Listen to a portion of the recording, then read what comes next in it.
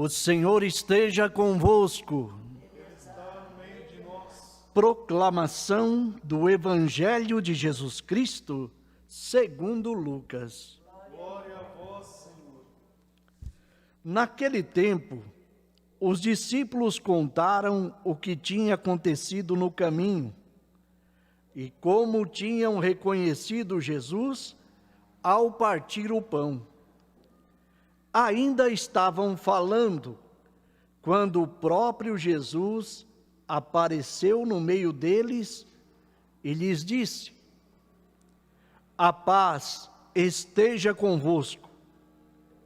Eles ficaram assustados e cheios de medo, pensando que estavam vendo um fantasma. Mas Jesus disse: "Por que estáis preocupados?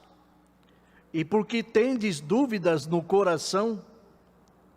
Vede minhas mãos e meus pés, sou eu mesmo. Tocai em mim e vede.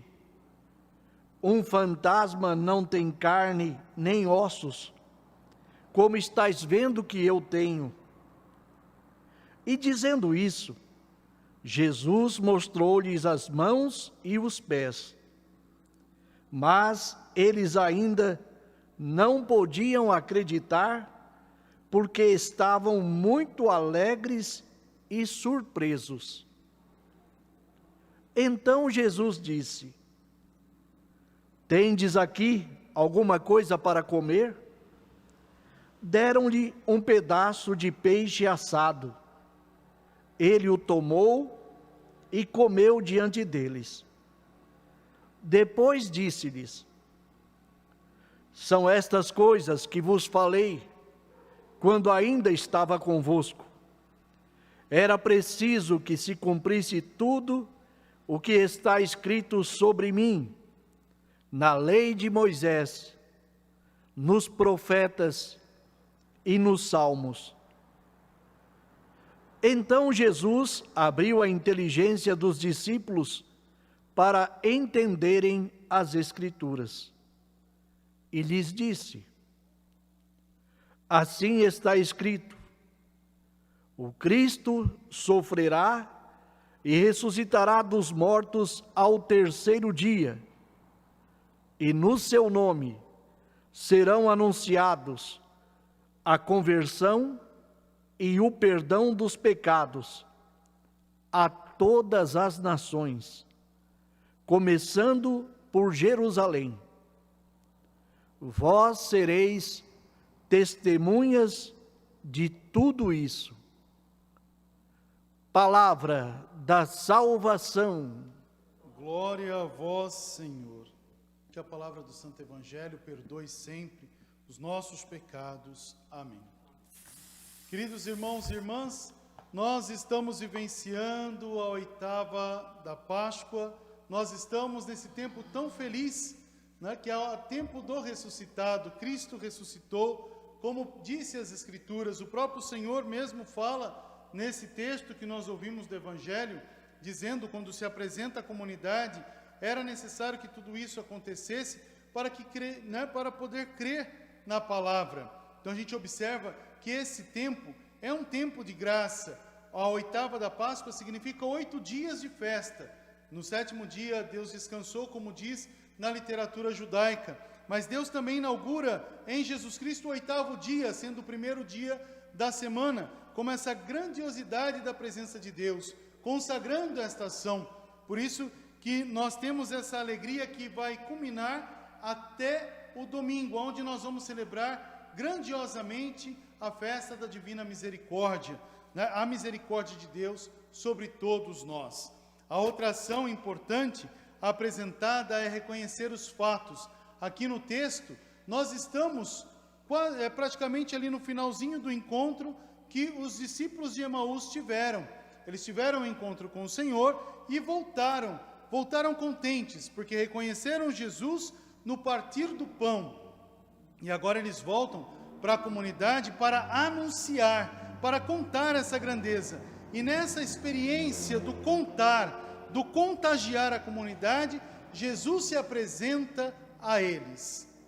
Interessante o fato, porque aqui em Tomé não está presente, né? Mas Jesus se manifesta como Senhor da paz. Aqui não é somente uma paz no sentido de uma tranquilidade, é também no envolto de uma alegria. A paz é chamada de Shaire, né? Essa paz é um contentamento, é uma alegria plena que Deus dá à comunidade. Por isso que eles têm um mix de espanto e de contentamento. Essa presença grandiosa de Deus que se faz ali diante deles. Eles pedem sinais ao Senhor, porque é difícil para eles administrarem, então grandiosidade é um mistério que ali é revelado. Então quer dizer que Jesus faz para os discípulos o céu na terra. Essa certeza de que não é mais um corpo físico, mas é o corpo glorioso, não um fantasma, porque Jesus não atravessa uma parede nem entra pela porta. Jesus se apresenta diante deles, aparece diante deles. Essa é a grandiosidade da presença de Deus para com os discípulos. A outra realidade importante é essa: o Senhor, dando acolhimento, recebe a acolhida também da parte dos discípulos. Tens algo para comer? E eles oferecem um peixe, um pedaço de peixe assado. É um símbolo cristocêntrico mesmo, porque o peixe também tem essa dimensão, né, no antigo Israel, de simbolizar a presença crística. Então Jesus Cristo, comendo peixe, mostra para eles que não é um fantasma, é presença real. E eles entendem essa realidade em Cristo, um primeiro sinal de Eucaristia. Depois vem a palavra anunciada. Jesus Cristo se apresenta e fala sobre as Escrituras, dizendo que os profetas, Moisés, os profetas e os salmos falam dele. Então aquele que vive, aquele que conhece a palavra, conhecendo a palavra, entra no mistério. Então dá aos discípulos uma alegria profunda, né? Todas as aparições, e nessa oitava a gente vê várias atividades das aparições de Jesus ressuscitado, mostra essa grandiosidade do anúncio, do acolhimento e da Eucaristia, né? Essa presença de comunhão. Deus se manifesta na comunhão. Por isso que nós ouvimos a palavra, por isso que nós nos colocamos em Eucaristia. Essa é a parte importante pela qual devemos celebrar. Hoje também celebramos o testemunho, como dos apóstolos. Vocês viram lá Pedro, no Ato dos Apóstolos, né, dizendo de todo o sinal de conversão, para a comunidade assumir mesmo o batismo, ser presença de Jesus para o outro, ser essa alegria de Deus e testemunhar essa verdade. Hoje nós também testemunhamos essa verdade, pedindo a intercessão de Nossa Senhora. Nossa Senhora que soube dizer sim a Deus, Nossa Senhora que nos ensinou a confiar e a fazer verdadeiramente o que Ele nos quer que assim o façamos. Nossa Senhora nos dá essa certeza da confiança, desse acreditar em Deus, nessa certeza de que Deus pode todas as coisas. Então que a gente também possa colocar diante de Deus toda a nossa realidade na certeza, não na dúvida, rezar na certeza da graça, na certeza de que Deus age na nossa história, age na nossa vida, como Ele agiu através do sim de Nossa Senhora, que a gente também possa dizer o nosso sim a Deus e deixar Deus agir, Deus trabalhar no nosso coração, Deus nos conduzir a sua, a nossa Eucaristia. Essa é a parte importante pela qual celebramos este mistério de fé, essa oitava, e de maneira particular pedindo a gloriosa intercessão de Nossa Senhora, a Imaculada Conceição. Hoje nós também rezamos os nossos irmãos que alcançaram os céus. Seria muito triste parar na realidade da morte, né? Ficaríamos no sepulcro vazio, né? No túmulo, né? E o Senhor fala, não, é Páscoa. E o que é Páscoa? É aquele fio que sai do túmulo que nos conduz para a vida, aquela certeza de uma vida nova, de ressurreição, de vencer a morte.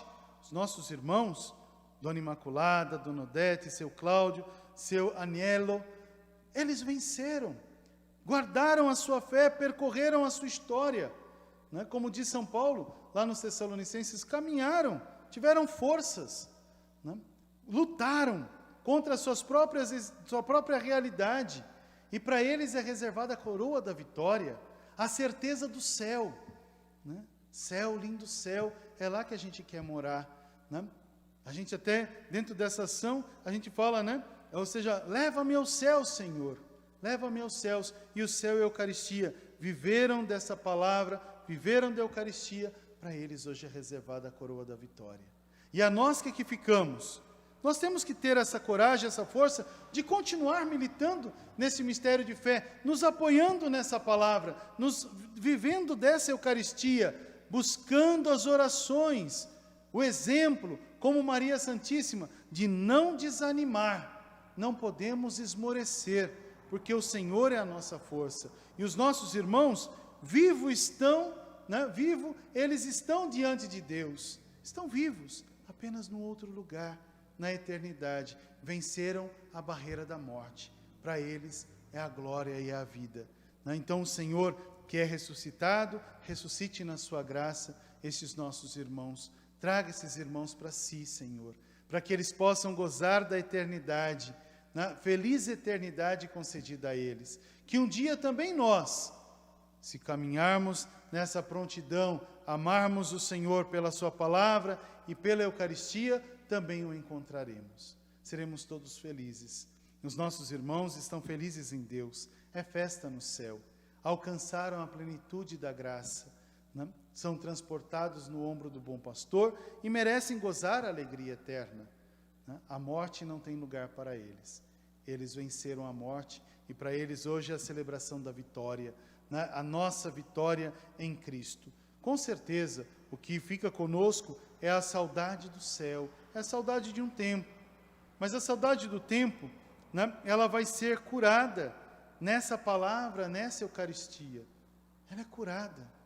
E nós não ficamos presos a um túmulo vazio, porque acreditamos na vitória. Cristo ressuscitou, como celebramos a Páscoa. Deus quis celebrar a Páscoa com nossos irmãos para a eternidade. Nós que aqui ficamos temos que ser perseverantes, temos que ser confiantes, acreditando nessa graça e nessa presença de um Deus que não morre, um Deus que vence a morte e nos dá a vida. Cristo ressuscitou. Um Deus que deu a Maria também a certeza de vencer as realidades da morte visional. Maria viu a realidade da morte do filho. Maria participou de todos os momentos da dor, de todos os passos de dor. Maria acreditou. Maria, tu sabias de todas as coisas. Maria, tu confiastes no poder de Deus. Nos ensine a sermos fervorosos no Senhor. Nos ensine a ter essa confiança no Senhor. Uma confiança que a gente pode dizer carinhosamente, confiança cega em Deus. Maria esteve diante da cruz, viu sangue por sangue, viu passo por passo, viu a dor, mas Maria sentiu a certeza da vida que não está mais no sepulcro, da vida que está na graça e na glória. Cristo ressuscitou, como predisse as Escrituras. Maria, com certeza, é a mulher que soube viver na sua existência a palavra de Deus e nos ensina a viver dessa palavra, a acreditar nessa palavra, a ter confiança que Nossa Senhora interceda por nós, que ela acolha os nossos pedidos, os pedidos que vocês apresentam a Deus, que ela acolha os pedidos, não o nosso pedido egoísta, egocêntrico, mas aquilo que é da vontade de Deus. Senhor, o que é bom para Ti, bom para que aquela realidade que rezamos, que a Imaculada Conceição interceda por nós. Louvado seja o nosso Senhor Jesus Cristo, para sempre seja louvado. Meus queridos irmãos e irmãs,